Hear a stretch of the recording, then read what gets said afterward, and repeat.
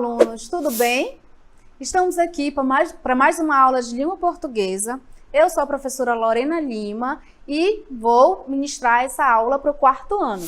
Vamos lá ver nossa habilidade e competências? Aula 26, eixo, produção de textos escritos, conteúdo, gênero textual do tipo dissertativo, argumentos e argumentação. Habilidade a ser desenvolvida. Produzir textos tendo em vista leitores e contextos específicos. Então, vamos lá para nosso momento de estudar?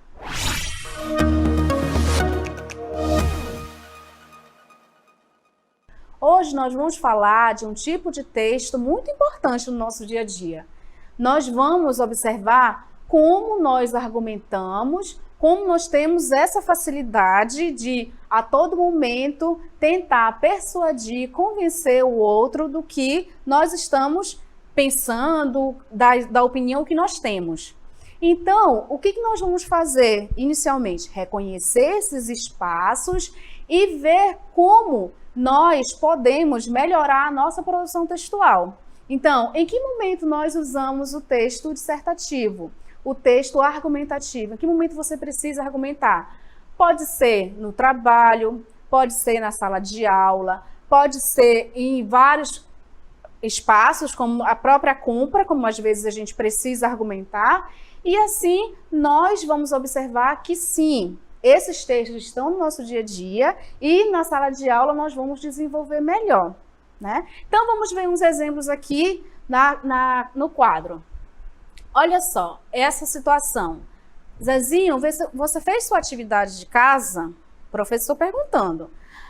Pois é, professor, não fiz, mas tem um motivo para isso.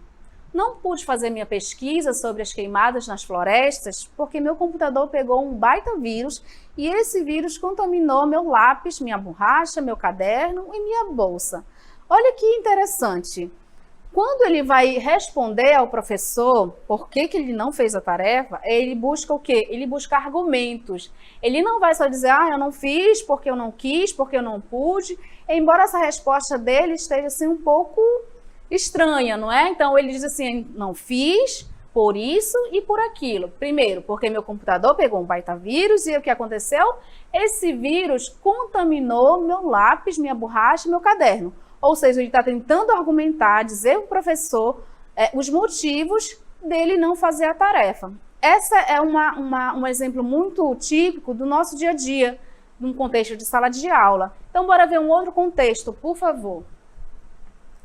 Aqui, olha só, quando nós vamos observar um produto, primeiro, eu tenho aqui, dentes mais brancos em 10 dias. O que a propaganda faz? A propaganda usa esses argumentos para que você olhe e veja que esse produto vale a pena ou não comprar. Aí eu tenho o Fresh. O creme dental Fresh, além de evitar as cáries, deixa os seus dentes ainda mais brancos e seu sorriso luminoso, retirando todas as manchas no momento da escovação. O melhor, sem estragar o esmalte de seus dentes, a melhor refrescância que você já experimentou. Olha só como ele tenta convencer o cliente, né, o possível consumidor, de que esse produto é muito bom. Então, eu tenho dentes mais brancos em 10 dias, ou seja, ele vai tentar te persuadir, vai tentar mostrar por que vale a pena comprar esse produto.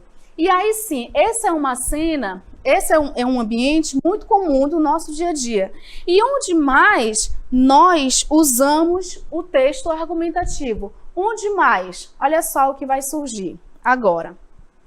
Já estou num ambiente propício do nosso dia a dia, que é o lugar das compras. O lugar em que, a todo momento, somos convencidos a comprar. Isso mesmo. Claro, vendedores, eles estruturam todo um ambiente para que você seja levado a acreditar, a comprar o produto, que é exatamente no shopping center. O que o vendedor faz? Ele pode dizer assim, olha, esse é um tênis que você tem que comprar. Você precisa comprar. Às vezes você nem precisa, mas ele tenta te convencer. Ah, mas as palmilhas, elas são muito sensíveis. Ela tem uma adaptação diferente. Ela aguenta o peso de determinada forma. Você se cansa menos. Ele vai buscar por A e mais B, fazer com que você compre aquele produto. Aí ele pode dizer assim, olha, segundo as pesquisas, esse tênis especificamente, ele tem um formato especial. Por quê? Cientistas já viram que ele tem um amortecedor diferente. Isso vai dar um impacto na sua saúde, um impacto no seu peso, aliás, na sua pisada.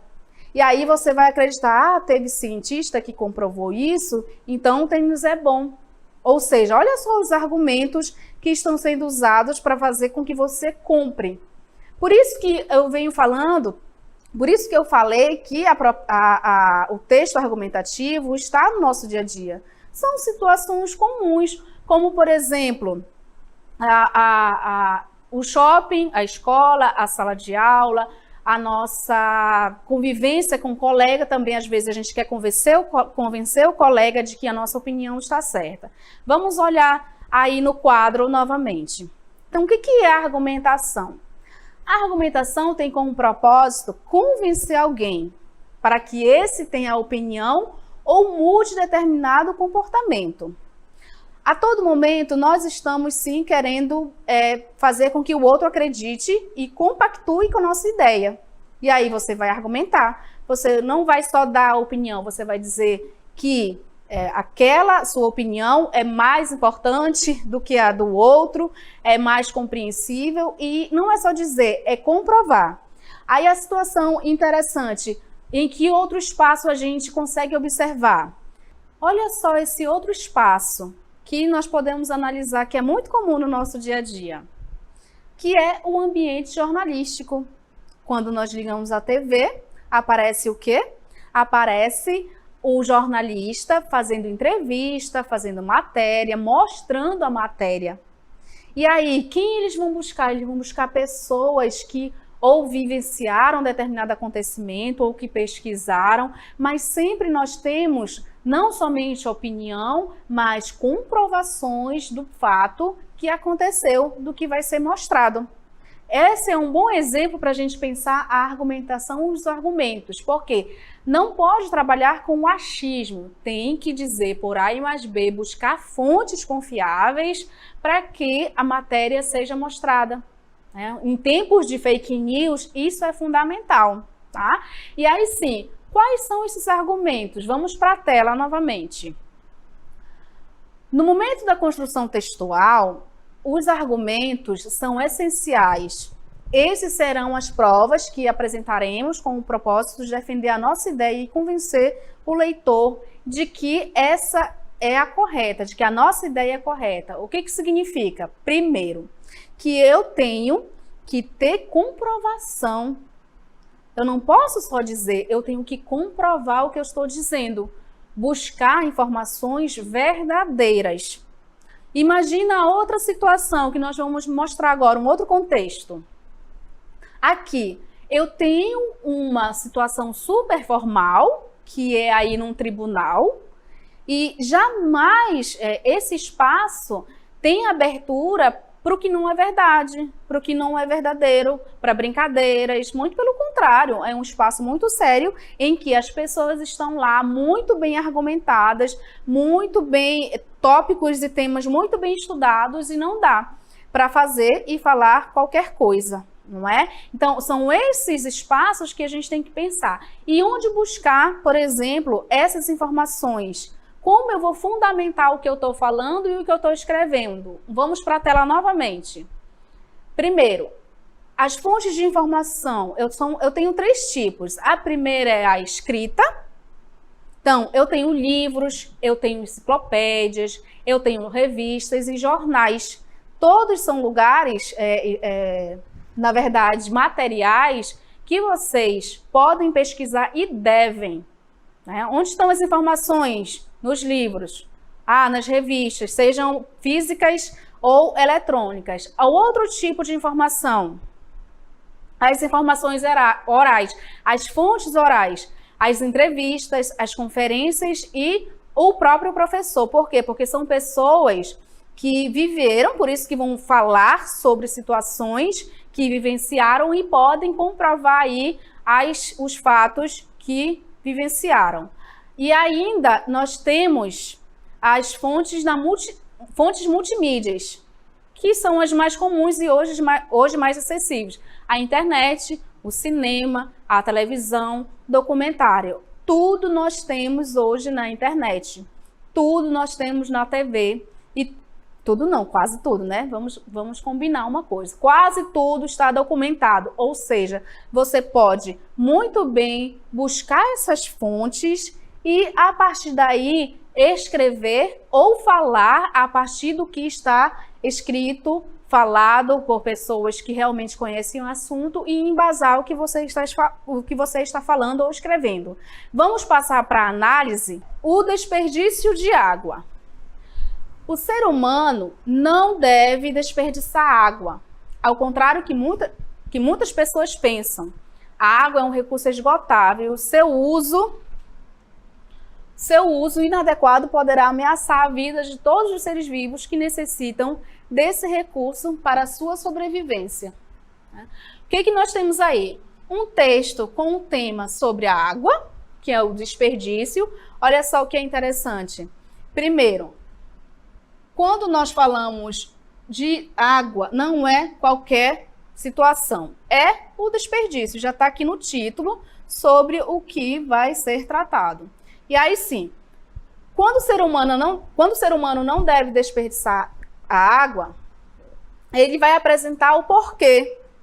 Primeiro, não é uma opinião, o ser humano não pode desperdiçar água, eu tenho que dizer o motivo. Primeiro, que é um recurso esgotável. O que é um recurso esgotável?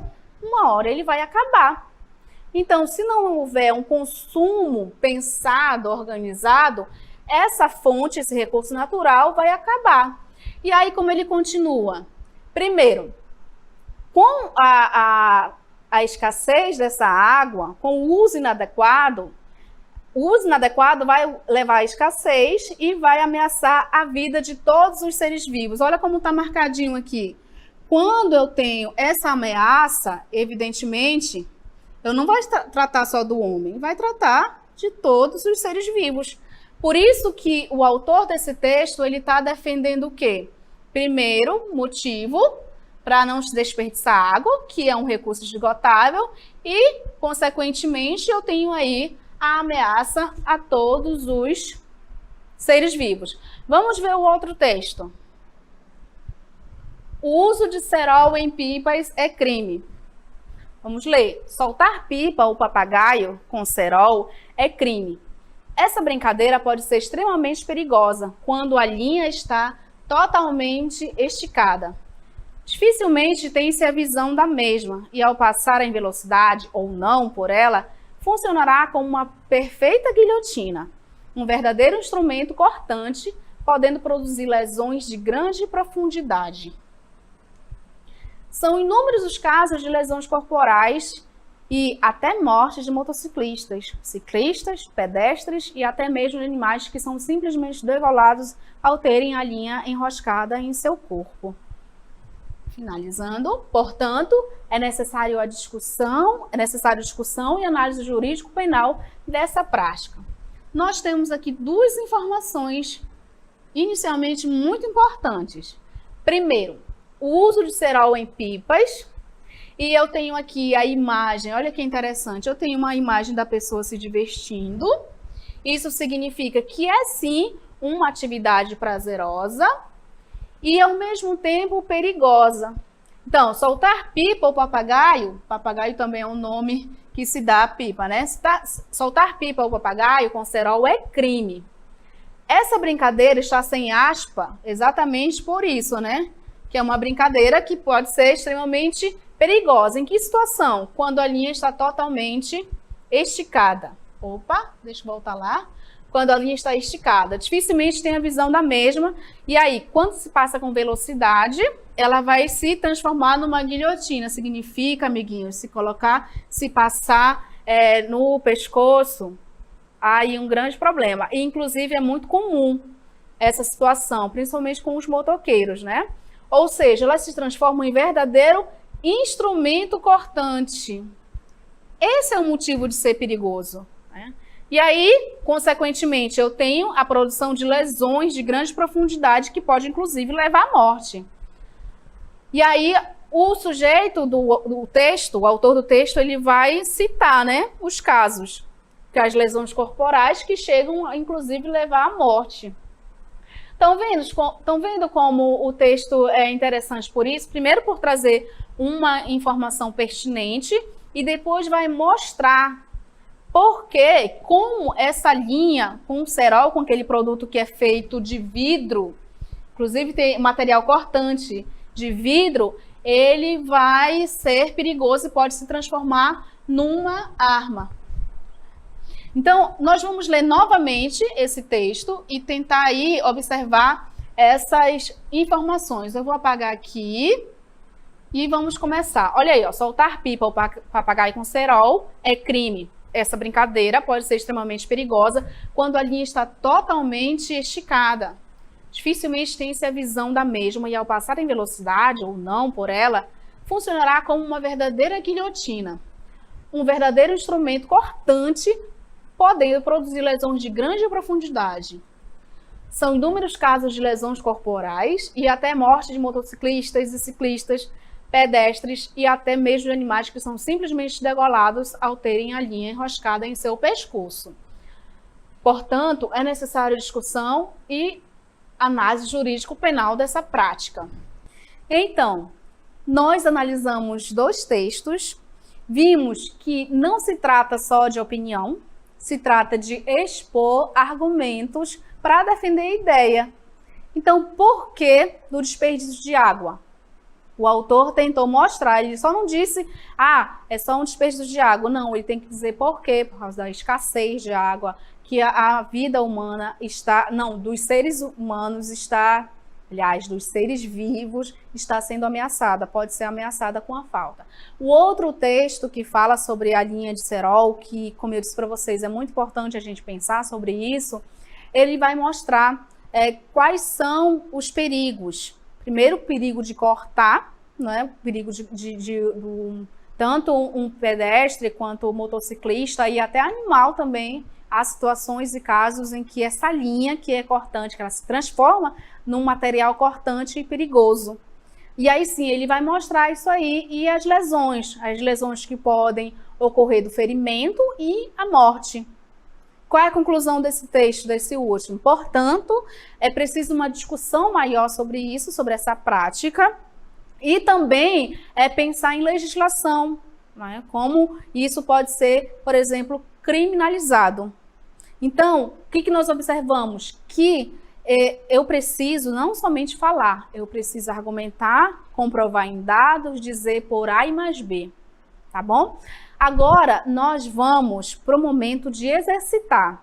Vocês já sabem que fica aquele momentinho para vocês responderem as questões. Vamos lá?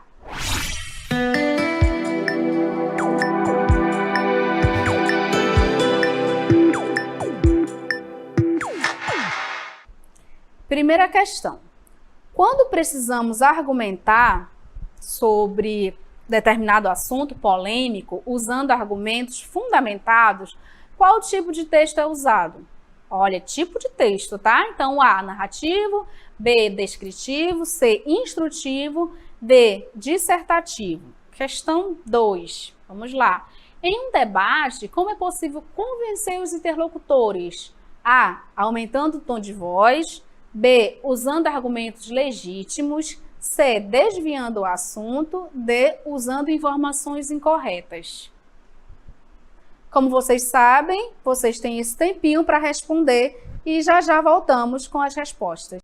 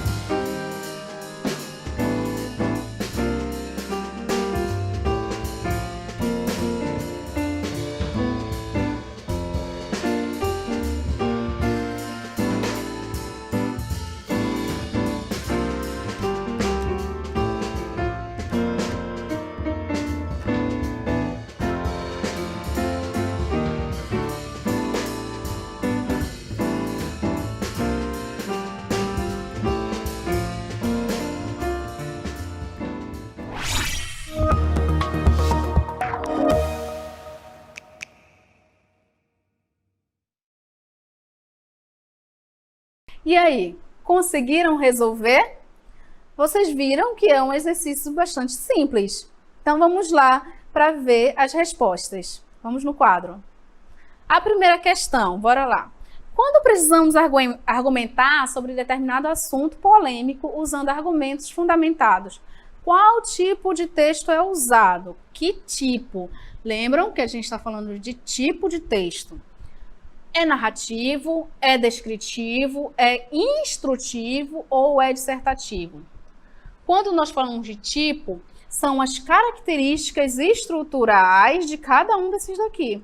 Então, quando eu quero fundamentar a ideia, quando eu quero argumentar, será que eu uso texto narrativo? Não, né? Texto narrativo não. Por quê? Porque a narração, ela tem uma outra estrutura. Você vai contar uma história, você vai apresentar personagens num espaço, num tempo e determinada situação. Então, não é narrativo. É descritivo? Descritivo também não é, né, meus alunos? Por quê? Primeiro, o que é descrever? Descrever é você fazer uma comparação, para eu fazer uma comparação, é fazer uma comparação com uma fotografia, é você olhar uma imagem, um objeto ou uma pessoa e dizer as características físicas do que você está vendo. Essa é uma forma mais simples de explicar um texto descritivo. Então, você vai dizer, observar e dizer, por exemplo, se a pessoa é alta, se é baixa, se o ambiente é fechado, é aberto, sem árvore, se não tem... todas aquelas características que você consegue observar. É instrutivo? Será que quando eu quero argumentar, eu uso uma instrução? Primeiro, o que é instruir? É você dizer como fazer alguma coisa. Quais são os modelos, digamos assim, de texto que cabe aqui nesse instrutivo? Os manuais de instrução, não é? Então, quando você compra um produto, eu tenho lá um material próprio que vem como você montar. Ah, você comprou um ventilador, a coisa mais simples, mas aí você tem como montar, precisa montar e precisa de instrução, não é? E o que sobrou aqui, vamos lá na resposta, exatamente o dissertativo. Por quê? Lembrem-se que nós estamos estudando argumentos. Então, para argumentar, eu preciso usar esse tipo de texto dissertativo, tá bom? Por quê? Porque eu preciso não só expor a opinião, como colocar argumentos, como eu coloquei aqui para vocês, fundamentados. Então, é assim que nós temos que pensar quando formos responder sobre tipo de texto, tá? Vamos a outra questão. Em um debate, como é possível convencer os interlocutores? Será que aumentando o tom da voz significa que você quer ganhar uma discussão no grito? Será que é isso? Usando argumentos legítimos, desviando o assunto, usando informações incorretas. Qual é a resposta certa? Isso, usando argumentos legítimos. E agora eu vou explicar por quê. Porque eu não posso aumentar o volume da voz.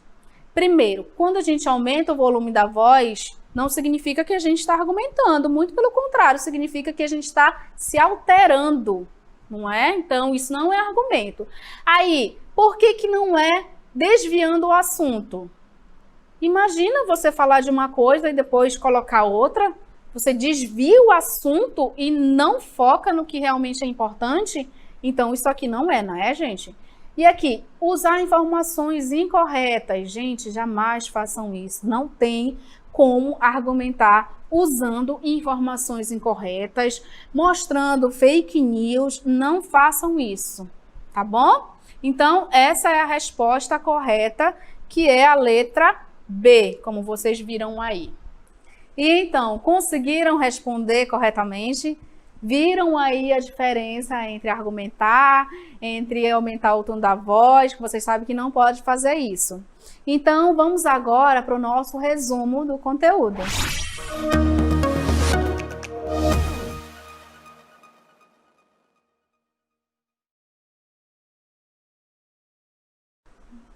Para o nosso resumo, nós vamos fazer uma síntese do que eu expliquei e aí sim observar, fechar essa nossa aula. Vamos para o quadro. O que é dissertar? Primeiro, eu tenho alguns tópicos e vamos tentar explicar cada um. Dissertar é discutir ideias? Sim. É argumentar? Sim. É raciocinar e organizar pensamentos, principalmente isso, e bora lá. É defender ponto de vista e falar sobre algo ou alguma coisa com propriedade.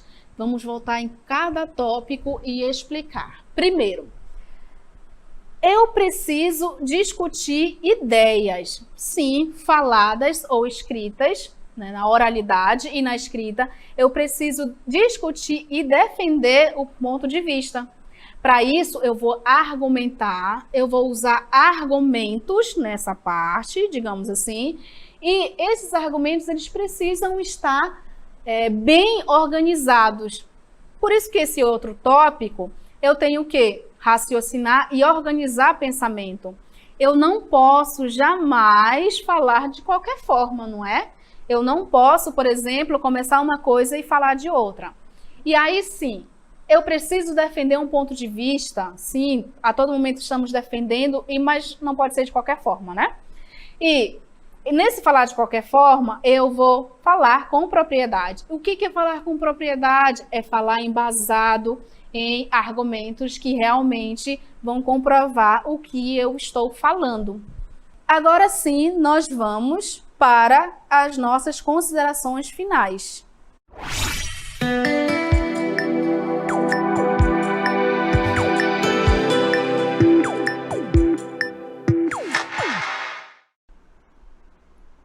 Viram como é importante observar os espaços em que nós argumentamos, observar como se estruturam os argumentos, por que nós temos que usar.